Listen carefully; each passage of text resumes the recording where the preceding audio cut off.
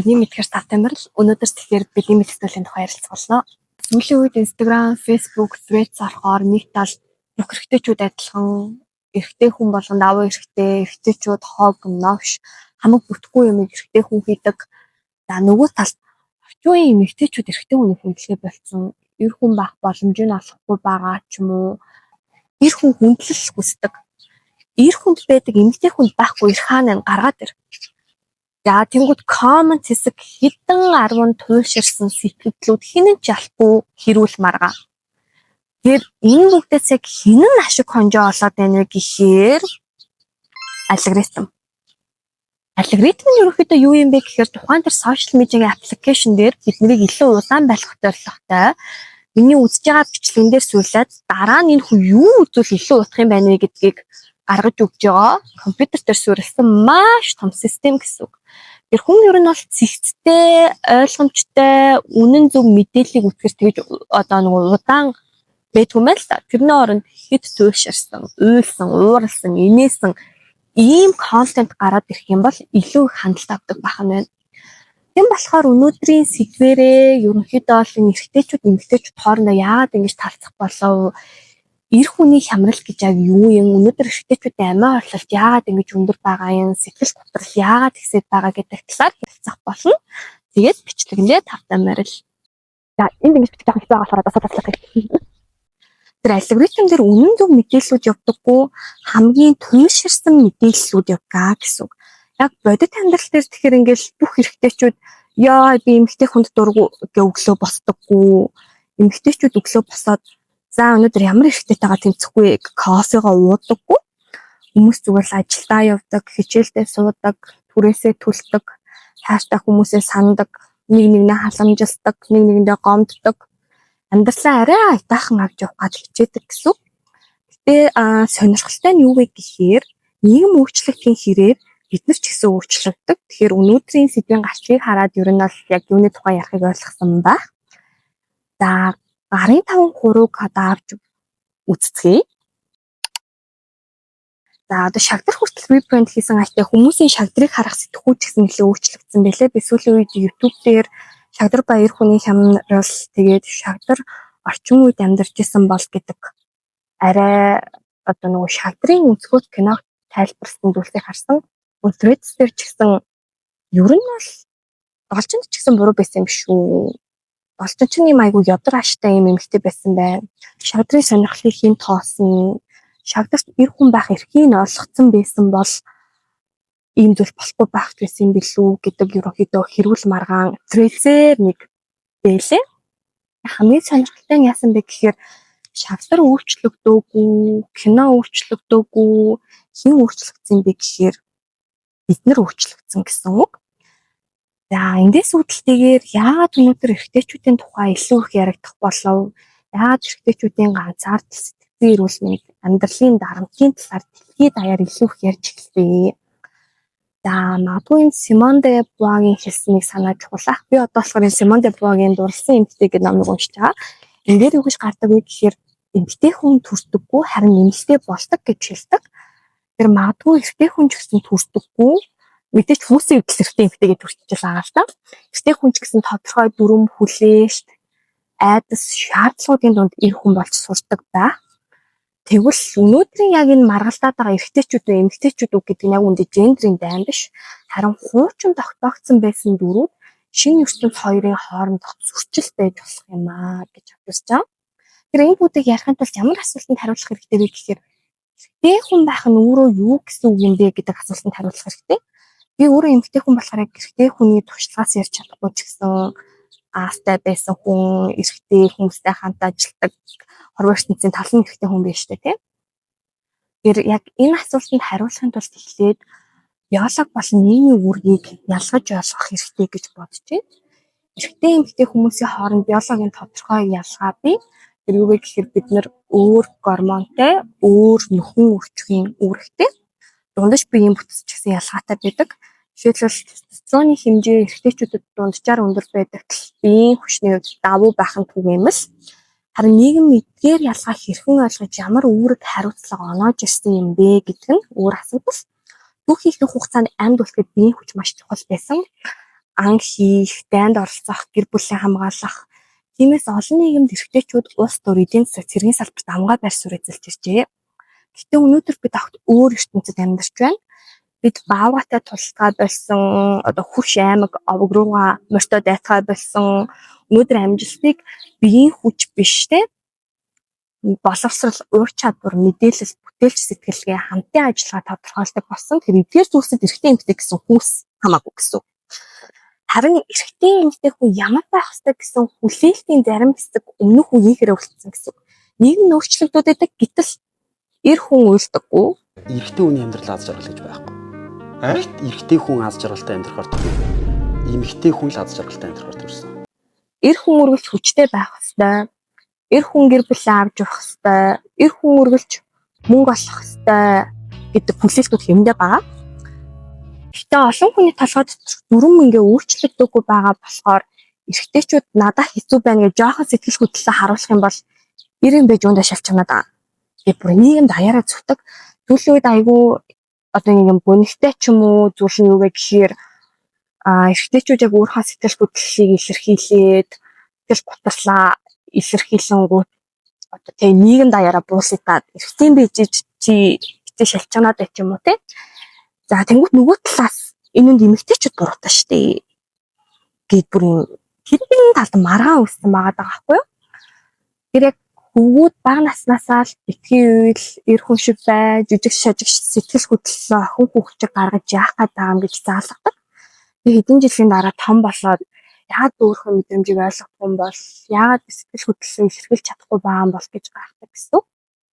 Тэр энэ нь яг юутай холбоотой вэ гэхээр бид яг өөрсдөө нэг систем суулгачаад тэгээд дараа нь яагаад энэ нь ажиллахгүй байна гэд гайхаад байна гэсэн үг. Ингээс яг өнөөдрийн олон зөрчил эхэлдэг. За тэгэхээр үүнийг ярихын тулд эр хүний хямрал гэж юу юм бэ гэдгийг ярилцах хэрэгтэй. Сүүлийн жилүүдэд одоо male loneliness epidemic буюу эрэгтэйчүүдийн ганцаардлын талаар дэлхийн нийтээр ярилцах болсон. Одоо маш олон судалгаагаар эрэгтэйчүүд өмнөх үеийнхээсээ цөөн тооны найстай болсон бөгөөд сэтгэлээ нийлтэй хуваалцсан багассан гэж гарах болсон байна. Монгол улсад эрэгтэйчүүдийн амиа оролтын түвшин эмэгтэйчүүдээс өндөр хэвээр байна. Монголд гэхэд эрэгтэйчүүдийн амиа оролтын тохиолдол эмэгтэй хүнийхээс 7 дахин их гэсэн судалгаа гарсан байна. Энийг болохоор би яг эрүүл мэндийн яамны сайтаас авсан. Гэтэ энэ ганцхан шалтгаантай асуудал биш. Эдийн засгийн өөрчлөлт, боловсролын ялгаа, хөдөлмөрийн зах зээлийн өөрчлөлт, гэр бүлийн бүтц, сошиал медиа, соёлын хүлээлтээс хамаатай гэсэн үг. Эдгээр бүх хүчин зүйл өнөөгийн нөхцөл байдлыг бүрдүүлж байгаа. Эрэгтэйчүүдийн сэтгэл готрол нь бид бүгдээ одоо хөвшсөн ойлголт юу гэдэг нь тэгээ орноосоо босч чадахгүй байх, уйл үнэлгээр илэрхэгдэггүй байх нь юм л та.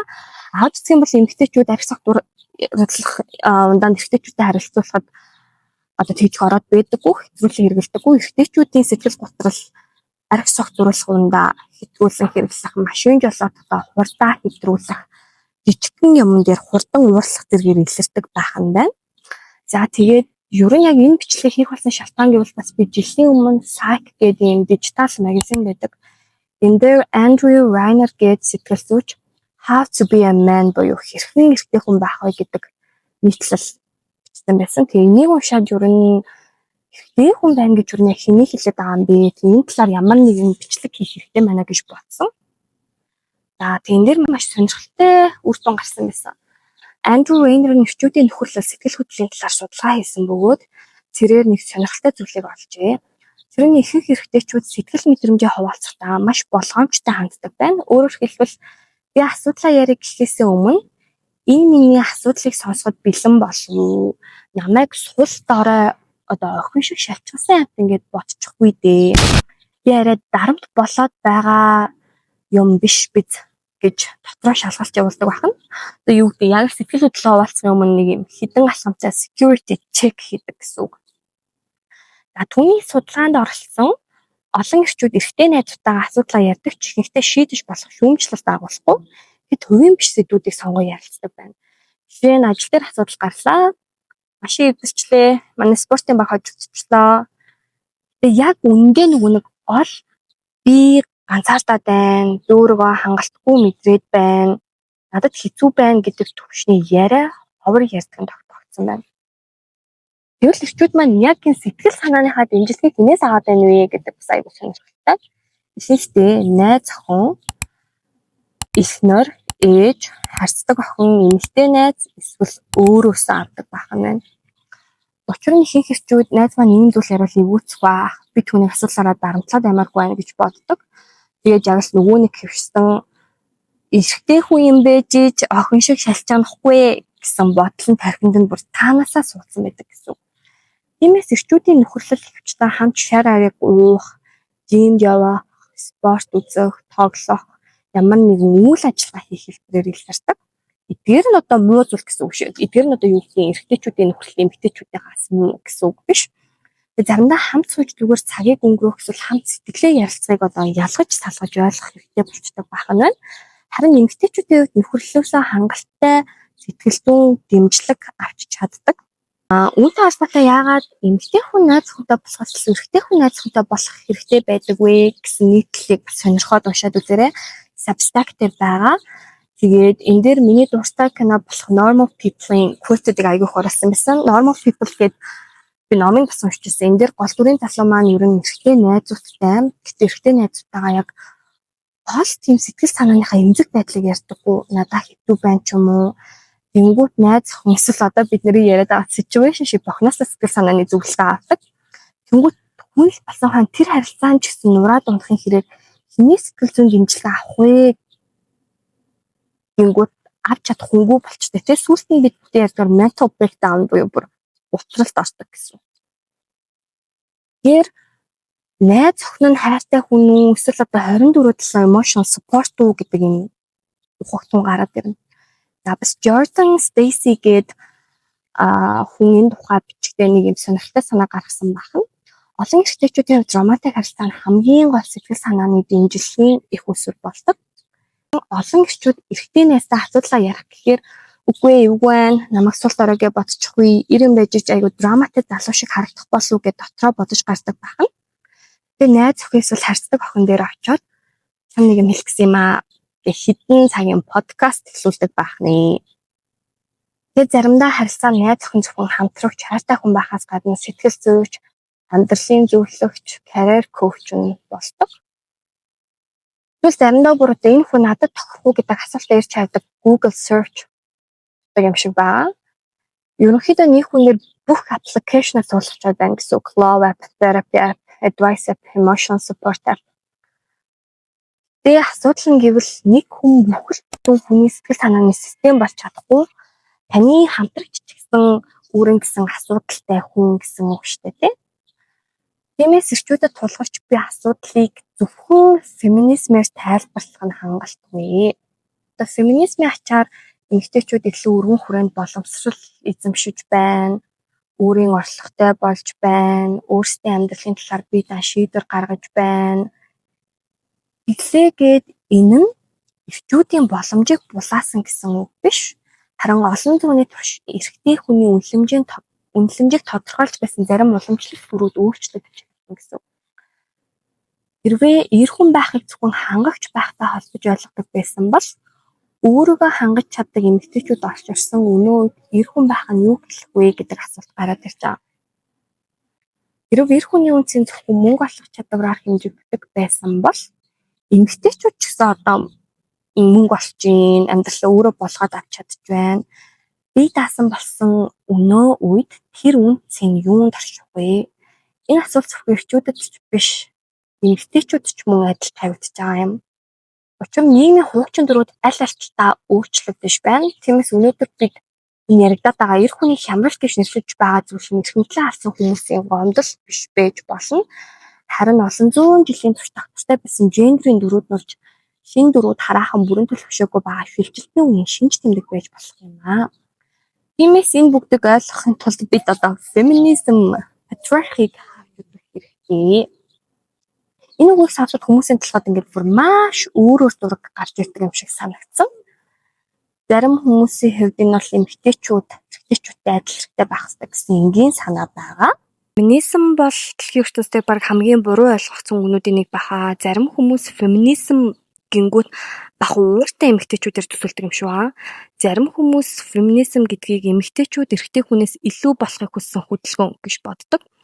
зарим хүмүүс за одоо энэ феминизм чинь хангалттай эмэгтэйчүүд эрэгтэй хүнтэй адилхан эрхээ авцсан гэж үздэг. Гэхдээ одоо хүртэл дэлхийн маш олон оронд эрхэн зөрчигдөж байгаа эмэгтэйчүүд байгаа. Түр эмэгтэй болж төрснийхөө хариудл те боловсрал эзэмшиж чадахгүй байгаа. Насанд хүрээгүй бэжиж хүнтэй сууж байгаа, бэлгийн мүлжилгэнд өртөж байгаа ийм тохиолдлууд маш их байгаа. Одоо Афганистанд л гэхэд те эмэгтэйчүүдийн эрх асар ихээр зөрчигдөж байгаа. Тэгээд аваад үзэх юм бол ерөн феминизм биднэрт одоо хүртэл хэрэгтэй гэсэн үг ээ. Тэгэхээр феминизм гэдэг нь эмэгтэйчүүд эрэгтэй хүнээс илүү болоод биш, эсвэл эрэгтэйчүүд эмэгтэй хүнээс муу болоод биш. Зүгээр эмэгтэй хүн гэдэг чинь адилхан хүн болохоор л адилхан эдийн засаг, улс төр, нийгмийн хувьд адил эрхтгш одоо тийм эрхтэй байя гэсэн энгийн хөдөлгөөн байгаа. Би тэгээ энэ дээрээ болохоор эсээгээ бичсэн байгаа яа. Тэгэхээр та хэдэд эсээгээ бас харуулад явъя. За гэтээ хамгийн сонирхолтой нь юу вэ гэхээр өнөөдөр бид феминизмын талаар хамгийн их мэдээллийг ном судалгаанаас биш харин хэдхэн секундын TikTok цөөн үйлдвэртэй threads-ийн пост эсвэл хэрүүлтэй comment section-аас авч байна. Тэг гинтэл хүн бүр феминизмын 200 жилийн түүхийг тайлбарлах мэргэжилтэн болчихдог. Нэг viral пост хараад феминизм яг ийм юм байна гэн нэг ууртай comment уншаад бүх феминистүүд ийм юм байна гэж бодчихно. Нэг хүний үзэл бодлыг бүхэл бүтэн хөдөлгөөнтэй адилтгахдаг. Яг одоо юу гэдгийг энэ хүн Монгол учраас бүх монголчууд ийм гэж дүгнэж байгаатай адилхан гэсэн үг юм. Гэтэ бодит байдал дээр ямар ч томоохон хөдөлгөөн ганцхан өнгөтэй байдаггүй. Хорвоо ертөнцч зөвхөн хар цаанаас бүрддэггүйтэй адил аливаа үзэл санаа дотроо олон тал зөрчил өөрчлөлтийг агуулдаг гэсэн үг. Феминизм бол сүүлийн 20 гаруй жилийн турш нийгмийн өөрчлөлтөд хамт хөгжсөн олон улс улсуудын хөдөлгөөн юм.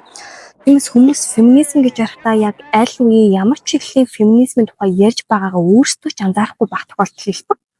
Дандаа хүмүүс феминистүүдийг эрэгтэйчүүдэд дургүй үргэлж ууртай эмэгтэйчүүд гэж ойлгодог. Гэхдээ тэднээс юу гэдэг яг феминизм гэж төгс та яг юу гэж бодоод байгаа болохоор ингэж дургүй гэдэг ингээд асуунгүй яг мэддэггүй. Энэ хөдөлгөөний түүх, зорилго, дотоод жалгааг нь төдийлөн мэддэггүй гэсэн. Тэгвэл феминизм яг юунаас эхэлсэн бэ гэдгийг авч ярилцъя. Үүнийг ойлгохын тулд түүх рүү баг зэрэг эргээ харах хэрэгтэй. Хэзээ цагны өмнө хүний эрх гэж нэрлэгддэг ойлголт ихэнхдээ эрэгтэй хүний эрхтэй адил утгаар хэрэглэгддэг ба. Эмэгтэйчүүд боловсрал эзэмших, өмч эзэмших, улс төрийн шийдвэр гаргалтад оролцох зэрэг олон эрх хязгаарлагддаг байсан. За жишээ нь шинжлэх ухааны салбарт 2 үр чиглэлээр Нобелийн шагнал хүрсэн анхны хүн болсон Мари Кюри хүртэл эмэгтэй хүн байсан учраас өөрийн амьдарч байсан нийгэмд улс төрийн бүрэн эрхтэй оролцох боломжгүй байсан. Ер нь саяхан л эмэгтэйчүүд сонгуульд ирэх бүх боломжтой болсон. 1974 он хүртэл Америкт эмэгтэйчүүд карт нийлэх боломжгүй байсан. Заавчгүй нөхрийнхөө гарын үсгийг авч иж карт нийлэгдэх байсан тийм. Энэ бол тухайн үеийн нийгэмд эмэгтэйчүүдийг авьяас хөдөлмөр оюуны чадамжийг хэрхэн хязгаарлаж байсан нэг жишээ юм. Тиймээс феминизм анх эрэгтэйчүүдийг үзэн ядах үзэл санаанаас биш харин эмэгтэйчүүдийг мөн адил хүн гэж хүлээн зөвшөөрөх тэдэнд ижил ирэх боломж олгох шаардлагаас үүссэн хөдөлгөөн. За тэгэхээр феминизмын 1-р давлага нь 1800-аад оны сүүл 1990-ад оны ихэнх үеэс эхэлсэн. Энэ үеийн гол зорилго нь маш энгийн байсан. Эмэгтэйчүүдийг хүн гэж тооцдог хууль эрхийг бий болгох байсан гэсэн үг. Тэгэхээр 1800-аас 1900-аад онд ерөнхийдөө бол танил өгөх эрх, өмч эзэмших эрх, боловсрал эзэмших эрхийн төлөв тэмцэл явагдсан. За ингээ Европ, Америкаас эхэлдэг гэсэн үг. Тэрнээс өмнө эмэгтэй хүн ер нь бол субъект хүн гэдэг утгаас илүү объект байсан гэсэн үг. Хүний эрх бол эрэгтэй хүний эрх байсан. Эмэгтэй хүнийг эцэг гихэнж гэсэн эрэгтэй хүнд зориулж тэлдэг байсан гэсэн үг.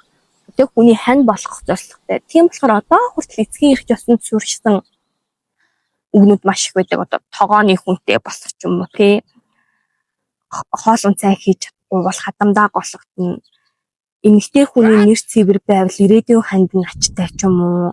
Ийм сонин мисогинист үгнүүд бол маш их байдаг. Гэтэ түүхийн явцад ийм байсан болохоор энийг одоо яалтаа гэлтэй. Гэтэ одоо юм өөрчлөлтөд явж байгаад үнэхээр их баяртай байна. Өнөөдөр бидэнд энгийн санагдах зүйлс тухайн үед маш том тэмцэл байсан. Хэрвээ та өнөөдөр сонгуул өгдөг, өөрийн гэсэн өмч эзэмшдэг, үзэл бодлоо чөлөөтэй хуваалцдаг нийгэмд амьдарч байгаа бол энэ нь феминизмын ач юм шүү гэсэн үг. За ингээд эмэгтэйчүүд сонгуул өгдөг боллоо гэд юу гэдэг юм те эрэгтэй хүнтэй адилхан тэгш эрэгтэй болсон гэсэн үг биш. Яагаад гэхээр эдийн засгийн хувьд чөлөөтэй болохгүй бол эмэгтэй хүн эргээд л адилхан байна гэсэн үг. Яасан бэ гэхээр ингээд сонгуул өгдөг боллоо.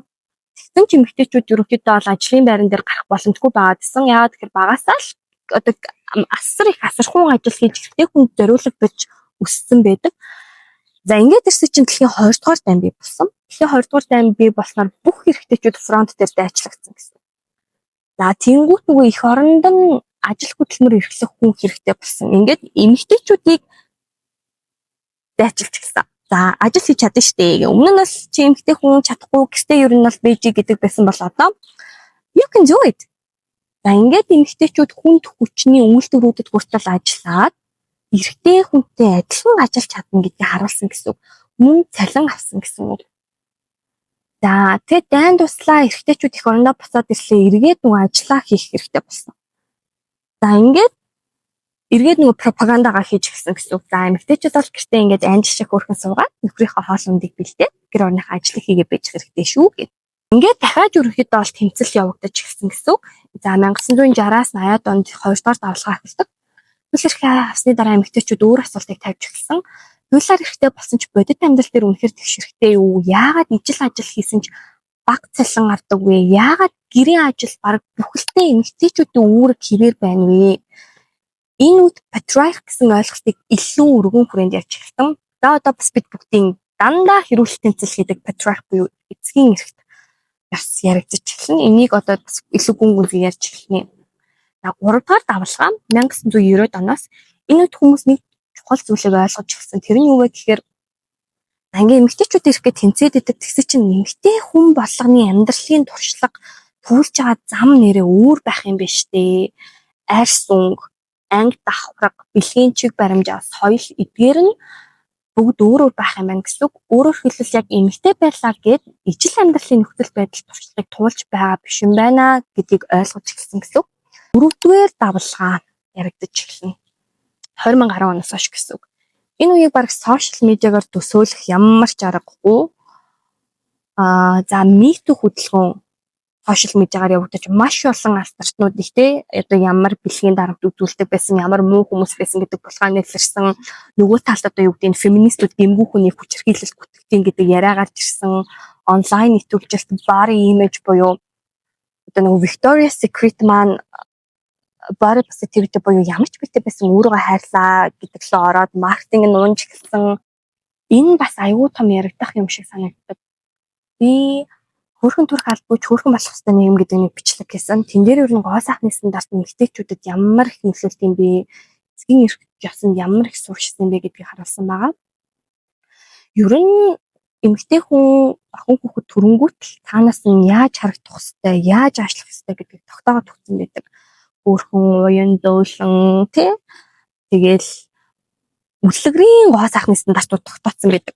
Хуранхай байх хэвээр, дээрээс нь curvy хөх бүстэй байх хэвээр, том нүдтэй байх хэвээр. Гэтэл бидний энэ биеийн бүтэц царай төрөгчөнд байгаа уур амьсгалаасаа авталцуулсан одоо бидний бие болсон дүр төрх шүү дээ.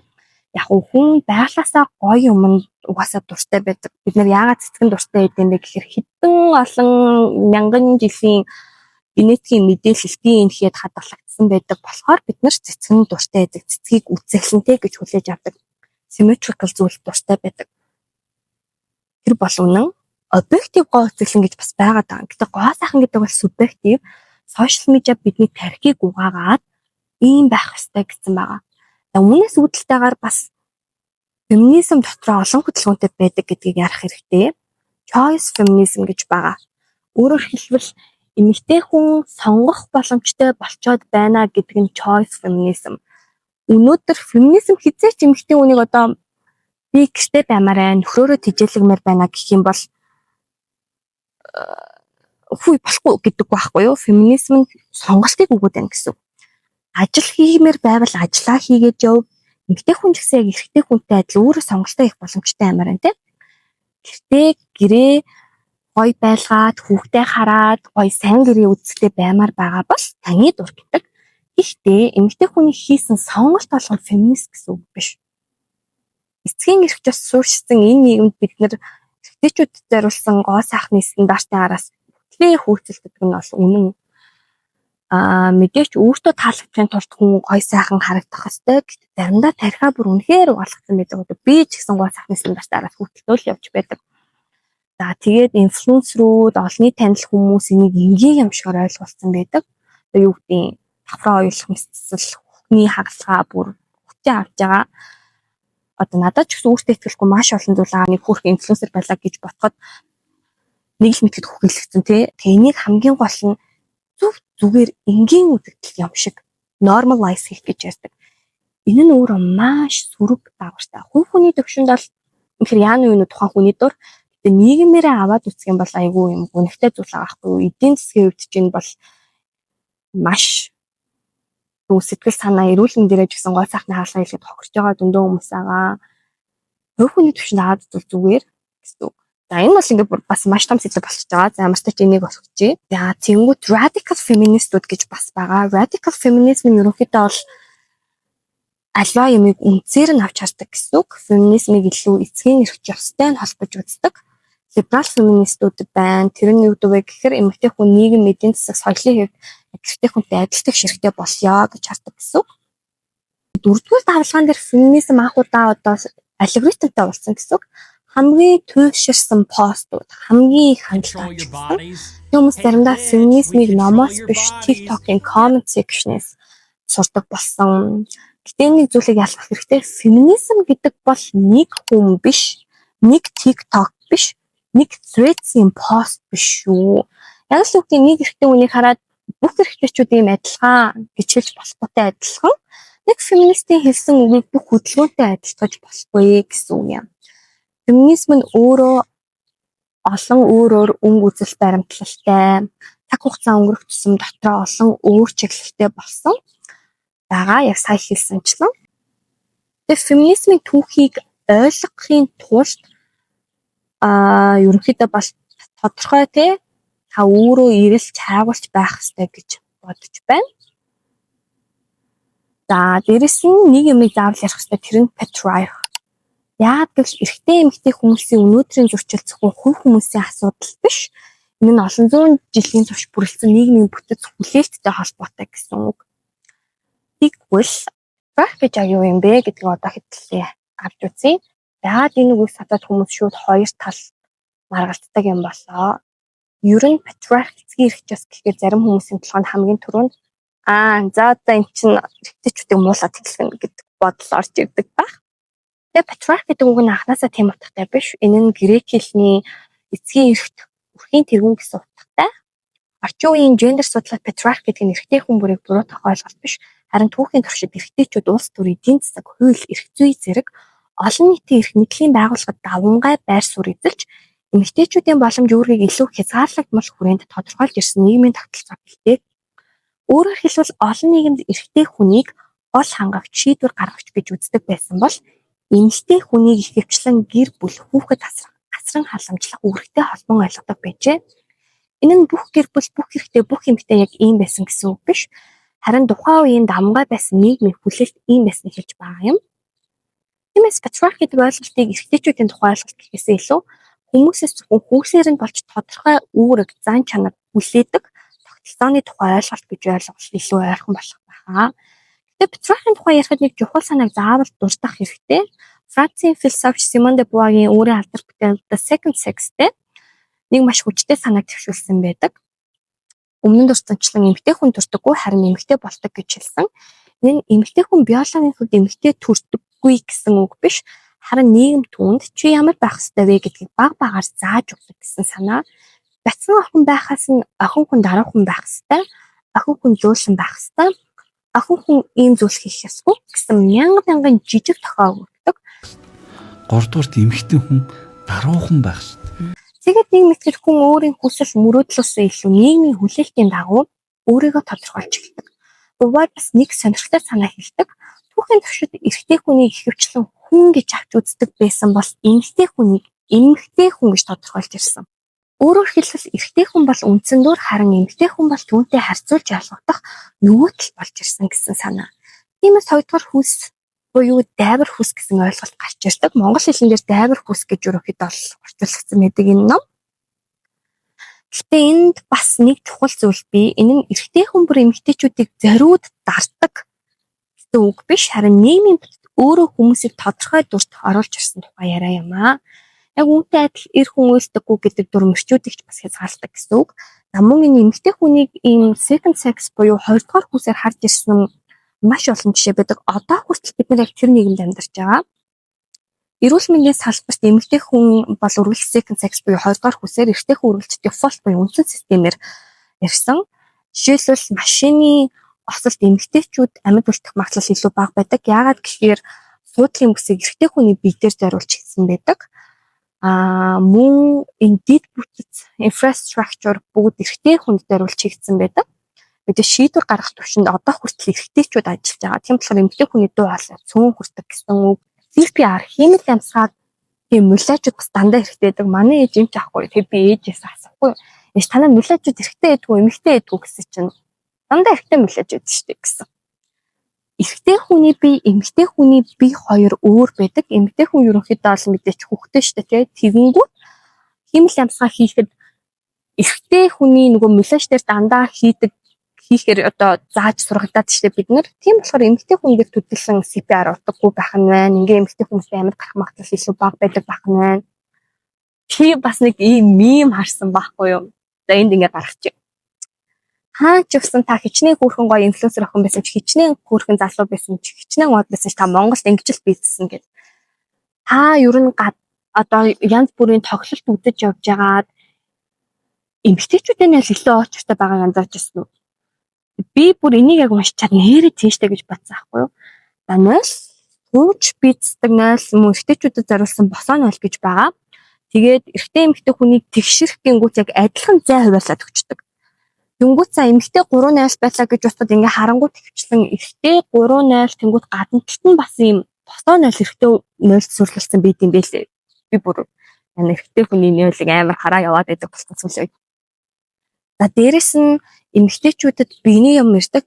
Тийм болохоор тухайн ариун цэврийн өрөөнд 30 эмэгтэй хүн байлаа гэж бодоход хэдэн биений юмтай байх уу? Ариун цэврийн хэрэглэл тампон, сарын тэмдэг аягаа сулна. Эрэгтэй хүнээс илүү цаг зарцуулдаг. Дээрэс нь эмэгтэй хүн одоо бицгүйгээр төвчөө яваад ах юм бол цистит, янз бүрийн өвчин тусах магадлал эрэгтэй хүнийхээс илүү. Дээрэс нь эмэгтэй хүмүүс хүүхдээ ч юм уу янз бүрийн одоо өндөр настай хүмүүсийг илүү дагуулж явах магадлал өндөр байдаг. Тийм болохоор эмэгтэйчүүдэд энэ бүр маш их очиртай байдаг. Дээрэс нь хөдөө орон нутагт явхад Монголд бол бүр ийм эмэгтэй хүн гэлтгүй эрэгтэй хүн хүртэл бизнесд аягүй хэцүү байдаг. Тэгээ эрэгтэйчүүд антамын үед дүүрлэхээр аргашаа хараад бизнесчдэг. Манай гэр 1000 км цаана байдаг байхгүй юу? Хүрсэн гэртээ би замд явхаар ээж ч хойштойгоос явахгүй бол би бараг бизнес бүтэн 12 цаг бисдэг. Яагаад гэвэл шууд хээр талт очиод бизнес гिचдэг. Тэр хамаг юм харагдана шүү дээ. Тэр ингээд жижиг шижиг юм дээр хүртэл бүх юм эрэгтэй хүн дизайнлагдсан байгаа. Гэтэ одоо үйлчлэгдээ явж байгаа. Тэглэг энэ одоо эрэгтэйчүүдийн буруу биш. Эцгийн эрх системийн буруу. Энэ систем нь эрэгтэй хүнийг үзэн ядаад байна гэсэн үг биш. Эмэгтэйчүүд системд нь ерөн дургүй байна. Тэгээ энэ үйлчлэгдэж явж байна гэж ойлгох хэрэгтэй. Үг шүү. Энэ эцгийн эрх жос маань өөрөөр хэлбэл эрэгтэйчүүдийг ч гэсэн хязгаарлаад байгаа гэсэн үг. Эр хүн юм байх хэвээр, тийм байх хэвээр, уйлж болохгүй, тэгж болохгүй, ингэж болохгүй. Тэгээл эрэгтэй хүн юу гэдэг одоо газ сайхан байр савтай болцсон байх хэвээр. Эмэгтэйчүүд яг гайгүй штэ тэгэл хүнтэй сучин ч юм уу. Ийм яриа маш их яригддаг. За тэгээд нэг нь энэ тогтсон байгаа суурь системийг баг багаар нь бид нэр өөрчлөөд явж байгаа. Тэгэхээр хэрвээ та эрэгтэй хүн бол та өөрийнхөө дотны найзад өөрийнхөө хэцүү байгаа зүйлийг ярьж болно. Танд хэцүү байвал хэцүү байна гэдгээ хэлж болно. Энэ нэг нь таныг тэглээ гэдэг энэ ямар шалчсан юм бэ гэвэл тэр хүн л асуудалтай гэдээ ойлгож. Маш олон тоо судалгаа эрэгтэйчүүдийн амиа орлолт өндөр байна, сэтгэл готрол өндөр байна. Эрэгтэйчүүд хямарж ийн гэж харуулад байхад эр хүн байж үйлж болохгүй гэж бахаар эн чинь айгүй хортой болчихж байгаа байхгүй юу? Эмэгтэйчүүд маань ч гэсэн одоо ч гэсэн ерөнхийдөө эрэгтэйчүүдэд зориулсан ийм нийгэмд амьдарч байгаа болохоор аль болох нэгнээ ойлгоод энэ хүү системийг өөрчлөөд нэгэндээ ээлтэй нийгэмд амьдрах хэрэгтэй гэж бодож байна. За тэгээ эцэст нь бид нар үнэхээр бие биенээ үзэн ядаад байна уу? Гендрийн дайн байгаад байна уу гэвэл үгүй ба. Магадгүй бид нар зүгээр л энэ сошиал медиагаар бие биенийхээ хамгийн муу хувилбартай уулзаад байгаа гэсэн үг. Алгоритмын сонгож өгсөн хамгийн ууралсан, хамгийн их шархалсан, хамгийн их ойрлсон, хашгирсан хүмүүсийг хараад бидний бүхэл бүтэн хүүсийн төлөөлөл гээд андуурчдаг. Бодит амьдрал дээр ихэнх хүмүүс тийм байдгүй.